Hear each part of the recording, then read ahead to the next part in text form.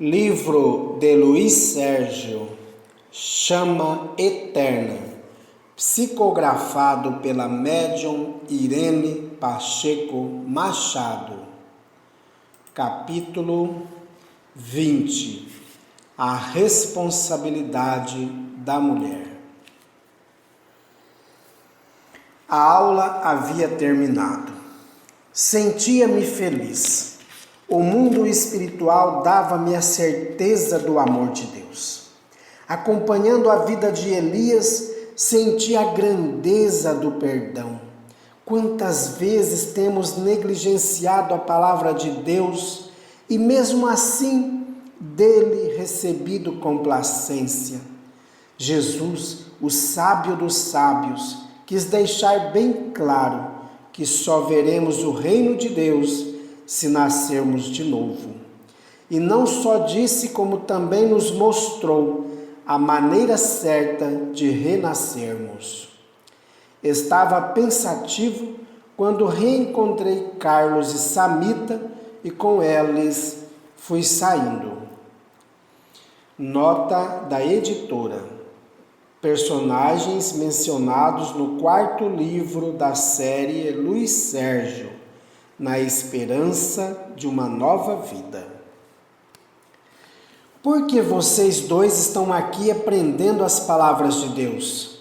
Perguntei. Porque somos também seus filhos.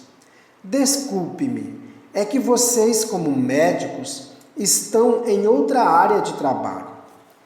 Estamos vivendo um momento muito triste para a humanidade. O Departamento da Reencarnação luta para levar os espíritos de volta à Terra, mas os homens os impedem por causa do aborto. Deve ser decepcionante preparar-nos para partir e uns inconscientemente dificultarem o que seria a nossa oportunidade. Nunca o aborto foi tão praticado, não é, Carlos? Nunca. O sexo livre está fazendo o homem perder o bom senso. A cada dia presenciamos lamentáveis fatos devido à falta de amor. Samita convidou-me a acompanhá-los. Eles teriam uma aula sobre os abortados. Confesso que tremi, porque tudo que se relaciona com a criança emociona-me bastante, mas quis acompanhá-los. O salão já estava quase repleto. Na portaria, fui apresentado como um trabalhador do livro espírita, portanto, um repórter que naquela conferência ficaria como um informante.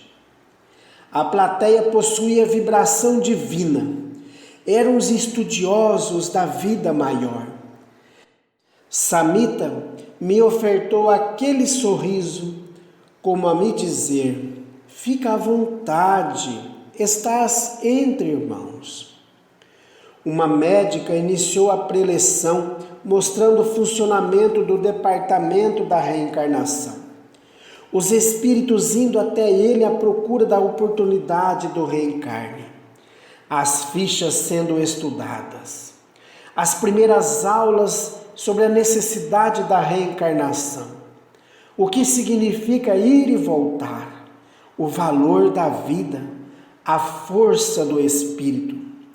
Vários irmãos não passavam das primeiras aulas, desinteressavam-se, alegando falta de força para voltar ao corpo físico, mas outros lutavam desesperadamente para conseguir o retorno. Estes possuíam um perispírito tão frágil que teriam de continuar com um corpo deficiente.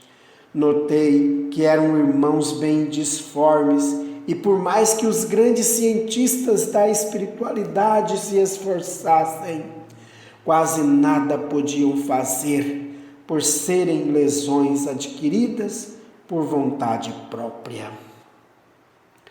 Observei aqueles irmãos em tratamento para ingressarem no vestibular da vida física e pensei: muitos deles terão a oportunidade diminuída por uma lei vergonhosa, a do direito de matar um inocente que nem pode gritar por clemência.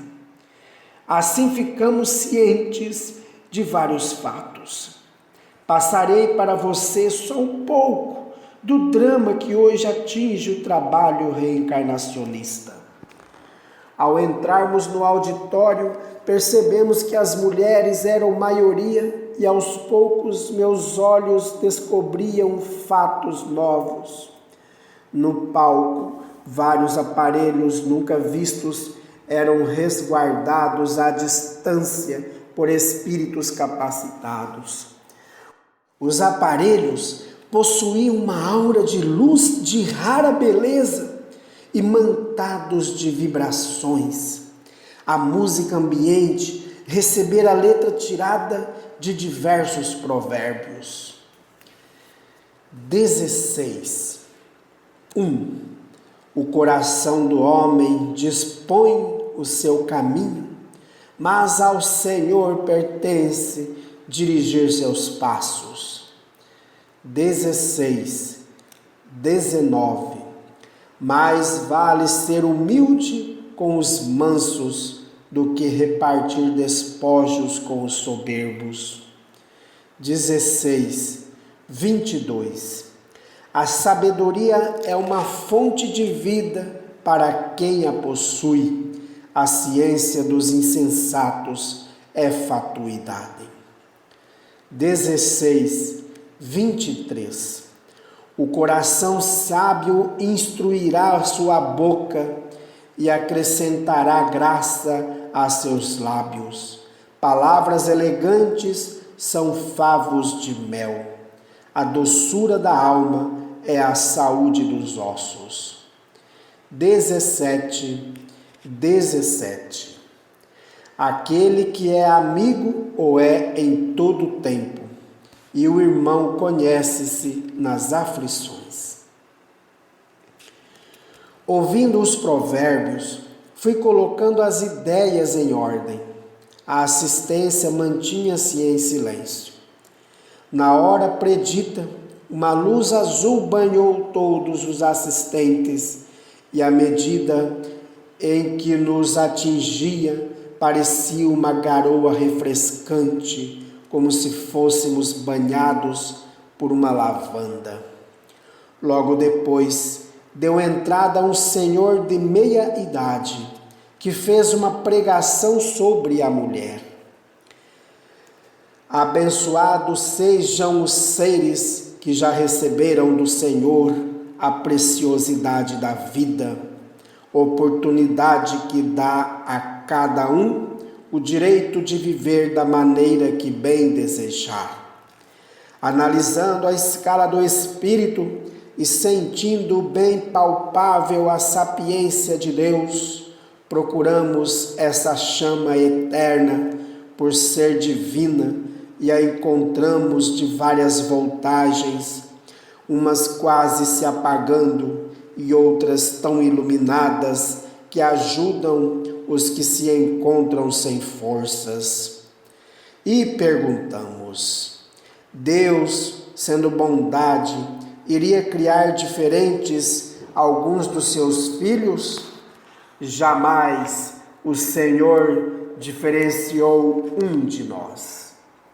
Ele é tão justo que criou os espíritos iguais, simples e inocentes, homem e mulher.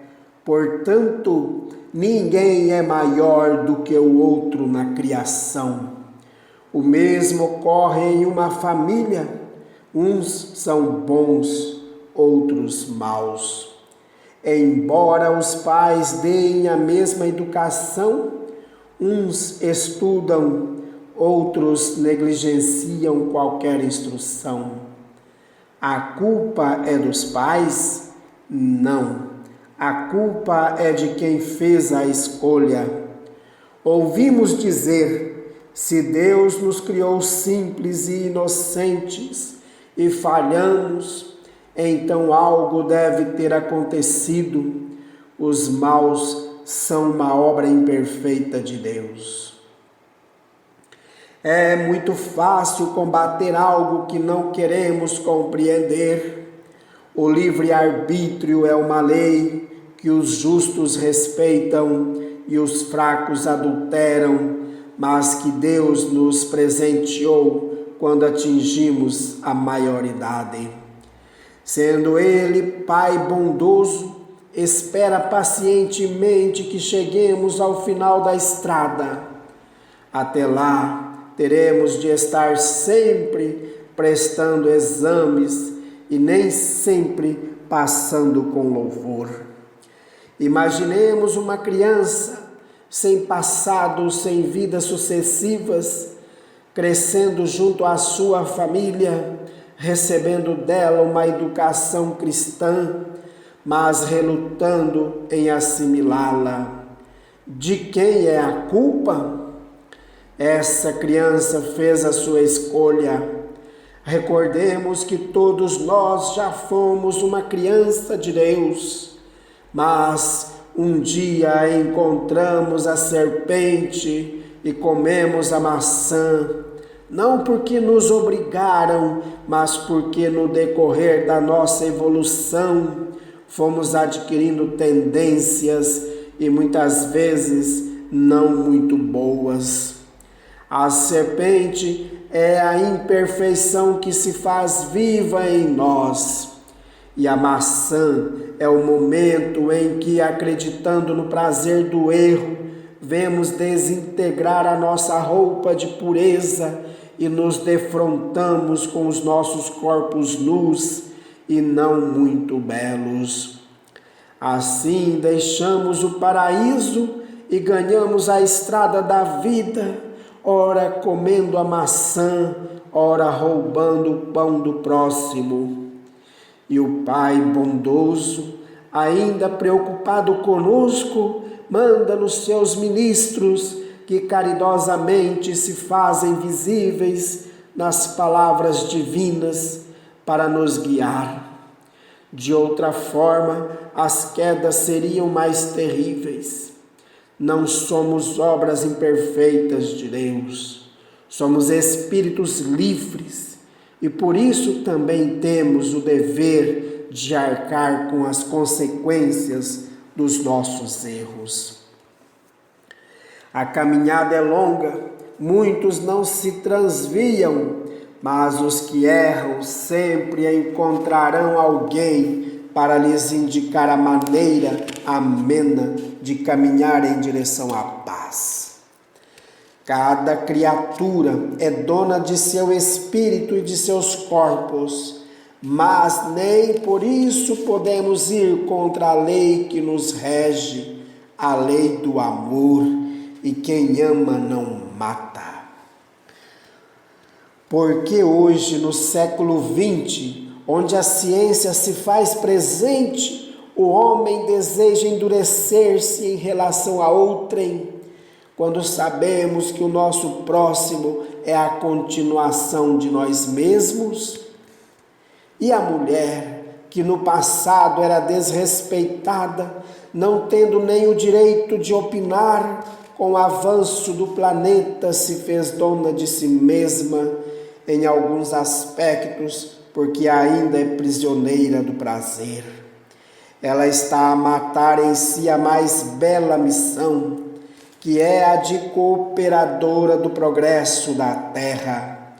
A mulher, como uma das obras da natureza, é um solo fértil e necessário para a germinação das sementes divinas.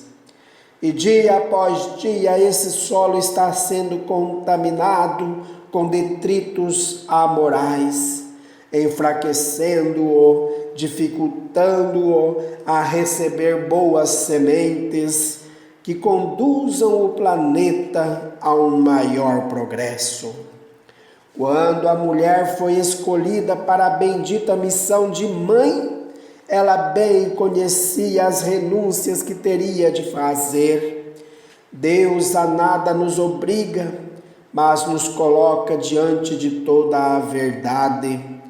Portanto, a mulher que veio com a missão de cooperadora de Deus é uma peça valiosa da natureza.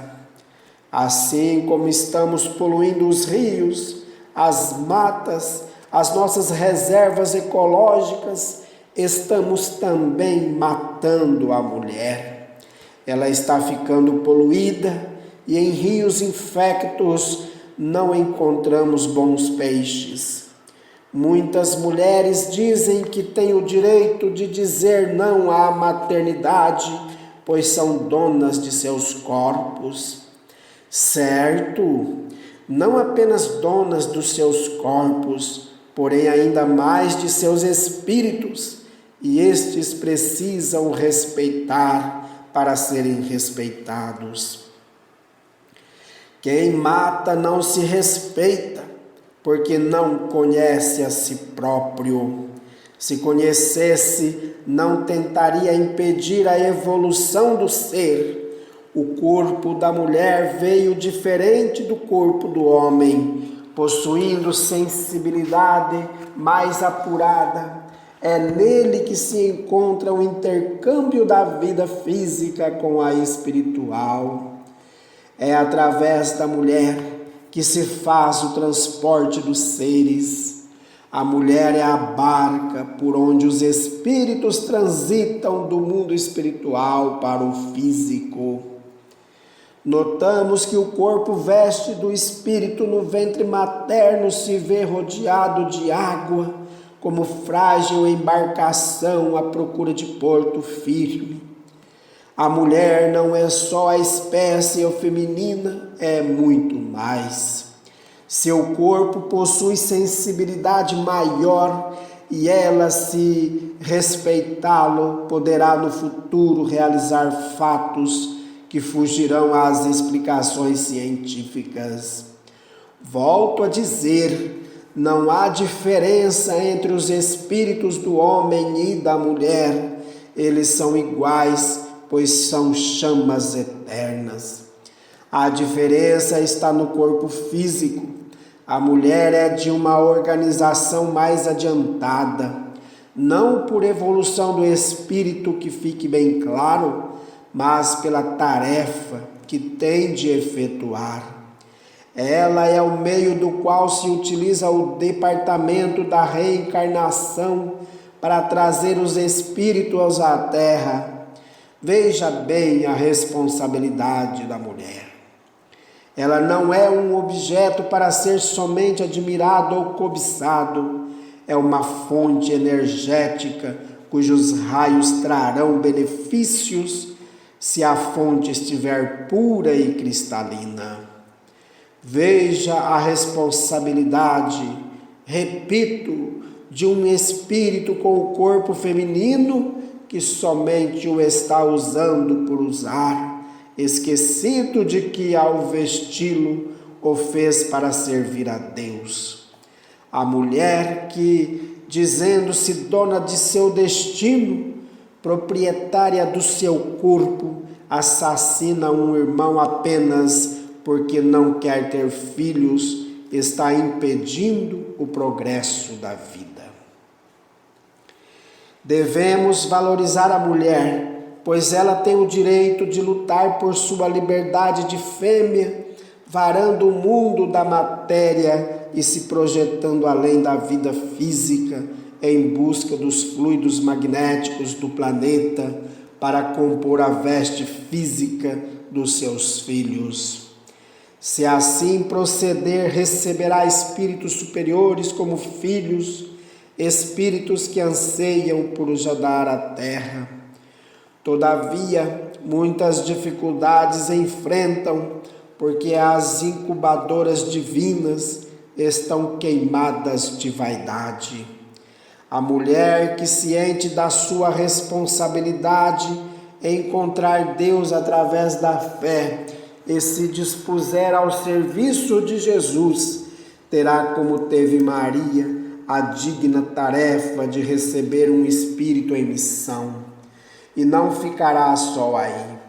Ela terá de dar ao seu filho uma educação calcada no Evangelho, porque os espíritos que encarnarem nas condições de serem considerados espíritos mais ou menos elevados, que têm por missão servir de ponto de partida para a evolução da ciência e fornecer os materiais necessários aos inventos futuros, precisarão receber educação evangélica. Esses espíritos, quando encarnados, terão um comportamento diferente, quase não se alimentarão, assimilarão os elementos nutritivos que a atmosfera contém. Por conseguinte, a mulher-mãe terá de dar ao filho educação amorosa, mas não dominadora. Poucas serão as escolhidas. Peçamos a Deus que elas compreendam o valor da maternidade e não matem em si o germe da vida, porque a morte das esperanças é dor terrível para um espírito culposo.